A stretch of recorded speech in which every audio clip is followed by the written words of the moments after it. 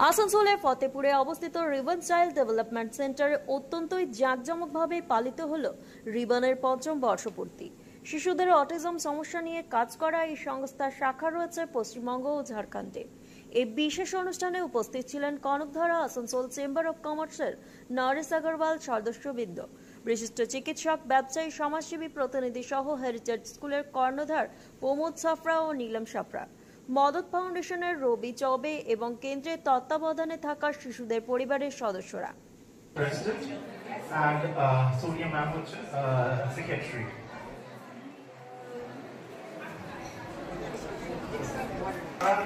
অসাধারণ সমস্ত অ্যাক্টিভিটিস করছেন আমাদের আসানসোল শহরে। আমাদেরকে রিবন চাইল্ড ডেভেলপমেন্ট সেন্টারের সম্বর্ধনা দেওয়ার জন্য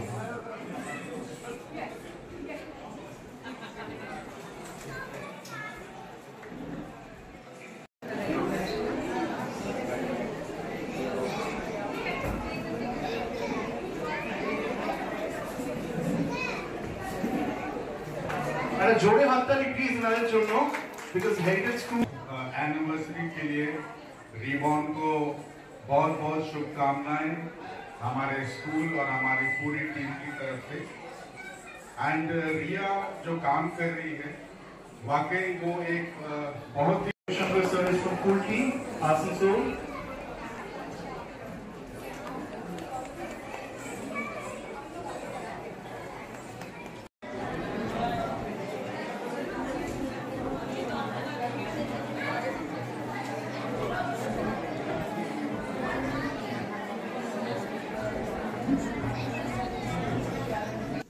অনুষ্ঠানে শিশুদের নাচ গান সহ নানান সাংস্কৃতিক পরিবেশনা মন জয় করে নেয় সকলের।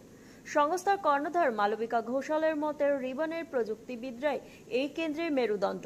সেই প্রযুক্তিবিদদের এবং সাংস্কৃতিক অনুষ্ঠানের অংশগ্রহণকারী শিল্পীদের বিশেষভাবে সংবর্ধিত করা হয়।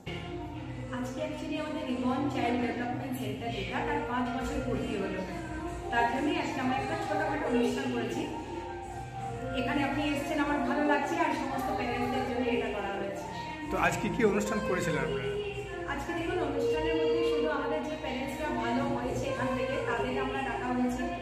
এখানে ডক্টর এসছেন, ডক্টর অতনু ভদ্র এসছেন, ডক্টর বিশ্বজিৎ ঘোষ স্যার এসছেন, আমার এখানে কনকধারা থেকে এসেছিলেন, আমাকে ইনারমেক্স থেকে এসছেন, এখানে সাফরা ফাউন্ডেশন থেকে এসছেন, তারপর আমাদের যে আকাঙ্ক্ষা ইন্টারন্যাশনাল এসছেন, সেন্ট ভিনসেন্ট স্কুল থেকে, চেম্বার অফ কমার্স থেকে, সবাইকে আমরা এখানে ফেলিস্ট্রেশন করতে পেরেছি। এটা আমাদের অনেক বড় প্রাপ্তি, তাদের আশীর্বাদ পেয়েছে আজকে সেন্টার আমাদের, সেটা সব থেকে বড়। আপনাদের অ্যাকচুয়াল রিবন সেন্টারটা কি বিষয় নিয়ে আছে? অ্যাকচুয়ালি আজকের দিনে যদি দেখবেন, WHO হিসেবেও 80 to 90% baby is coming up with autism, মানে বাচ্চা কথা বলে না।